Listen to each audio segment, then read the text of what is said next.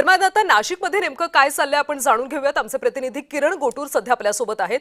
किरण, नाशिकमध्ये बराच गोंधळ सध्या पाहायला मिळतोय, कारण गीते बंधूंमधल्या एकाने उमेदवारी अर्ज मागे घेतलाय, मात्र दुसरे निवडणूक लढण्यावर ठाम आहेत। त्यामुळे ही सगळी बंडखोरी शमवण्यासाठी अजूनही प्रयत्न केले जात आहेत का?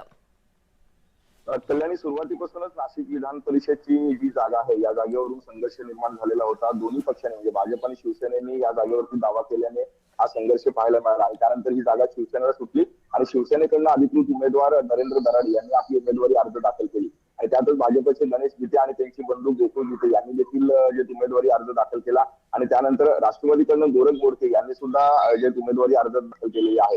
कालपासून मंत्री उदय सामंत हे नाशिकमध्ये होते, त्यांनी काही बंडखोरांशी चर्चा केली, खरं तर त्यांना समजवण्याचा प्रयत्न केला। त्यानंतर भाजपचे गणेश गीते मुंबईमध्ये होते, गिरीश महाजन यांची भेट घेतली। काल रात्री उशिरा मुख्यमंत्री आणि उपमुख्यमंत्री एकनाथ शिंदे यांची देखील गणेश गीते यांनी भेट घेतली आणि आता जी माहिती मिळते गणेश गीते हे आपलं उमेदवारी अर्ज मागे घेतील अशा पद्धतीची माहिती सूत्रांनी जय महाराष्ट्राला दिलेली आहे आणि त्याच पद्धतीने गोकुळ गीते मात्र हे निवडणूक लढण्यावरती ठाम आहे।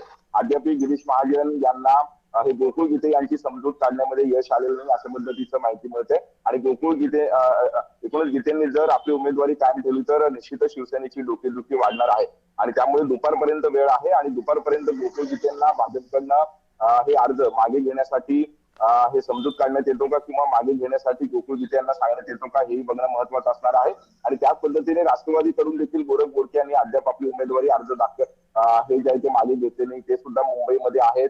मी आमच्या वरिष्ठ नेत्यांशी चर्चा करतो आणि त्यानंतर मी माझी भूमिका घेतो अशा पद्धतीची जी आहे ती माहिती गोरख गोडके यांनी दिलेली आहे आणि त्यामुळे अद्याप तरी हे कोणीही अर्ज जे आहे ते मागे घेतले नाहीये। दुपारपर्यंत वेळ आहे, फक्त गणेश गीते आपली उमेदवारी अर्ज मागे घेतील अशा पद्धतीची माहिती सूत्रांकडून मिळते आणि त्यामुळे दुपारपर्यंत आणखी काय काय राजकीय घडामोडी नाशिक विधान परिषद निवडणूक संदर्भात घडतात हे बघणं महत्वाचं असणार। नक्कीच गोकुळ गीते आता उमेदवारी अर्ज मागे घेतात का हे पाहणं अतिशय महत्वाचं आहे। दरम्यान इथे मुंबईमध्ये राजकीय नेत्यांमध्ये सध्या काय घडामोडी चालल्या, त्यांची कशा पद्धतीने धावाधाव सुरू आहे, अधिकची माहिती घेऊयात। आमचे प्रतिनिधी मनोज दाळकर सध्या आपल्यासोबत आहेत।